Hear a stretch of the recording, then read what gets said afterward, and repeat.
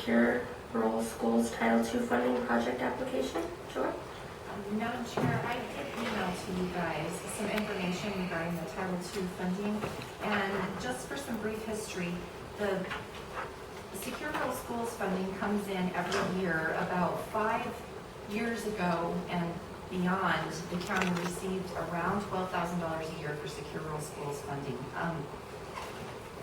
There was a federal reauthorization and we received a large chunk of money, and that chunk was supposed to decrease 10% each year for 4 years, and then we would revert back to the old payments. Well, it did get reauthorized for this year, so we did receive a larger chunk of funding. When I say larger chunk, now it's right around 90-some thousand. I see Cynthia's not in here, so I can't ask her for sure. But part of that goes to the schools and part of it goes to the roads. And the roads portion, or the 90,000 that comes to the county, has to go through an election process. And the county has typically in the past voted to put the majority, which is 85% to the roads, and then there's 15% that can go to Title II and Title III funding. The Title II funding falls under the laws of the Resource Advisory Council, which, Madam Chair, you're formally a member of, correct? Yes. And so this money, it doesn't stay in the county funds, it stays in I believe the Forest Service actually keeps it, so it kind of accumulates. So they have about $400,000 now that the county can apply to for projects. The catch is that there are nothing that I've seen. I've asked the Soil and Water Conservation District for some help finding it, but there's no absolute rules as to how it needs to be followed to expend this funding. The basic description does say that you can use this funding for watershed improvement projects, for forest restoration projects, for road improvement projects. I'm not even sure, I haven't gotten clarification. I would assume that would have to be roads within the forest boundaries. But again, I haven't received that clarification. But I wanted to put this on the table and see if you guys had any ideas, if you had any discussion, if we want to move forward, if we want to apply for funding, and how we would go through the project selection process, basically. Okay, I'll begin.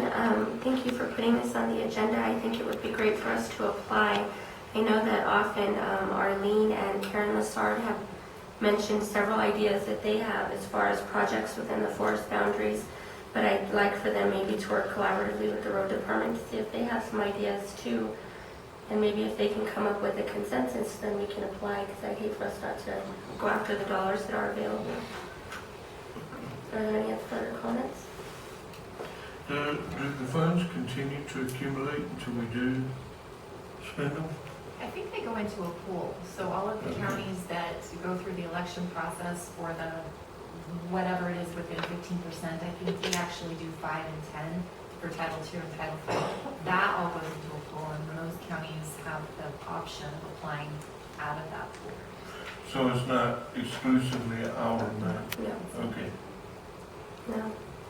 And I would encourage anybody that I had asked Joy in the past, and I know she had considered it, and I would offer to the commission as well. Since I stepped down from that position, I would encourage somebody to try to take on that position, because you do get a vote in how that money is allocated, and you get to be a part of the board and understand the detail of the process. So if someone would like to apply to that, I think it would be good to have more representation.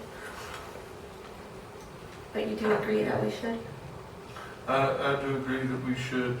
I know you mentioned that it has to be within the boundaries of the Forest Service. I would like a clarification as to where those boundaries are within our county. But I do agree we should apply. There are projects that I think would qualify, and I know that something that we did in Catron County many, many years ago was we did Beeman had given some money for thinning in the forest. So the state forestry sat down with the county and they actually wrote specifications and did a cost share program with residents to do defensible space areas around their house. And so I don't know how we made it around a donation for all of that, but those are our options. I think the kind of projects that would be popular for this type of funding. So. Would you agree, Commissioner Tapia? Yeah, that we can collaborate and get some information Okay, wonderful, thank you so much.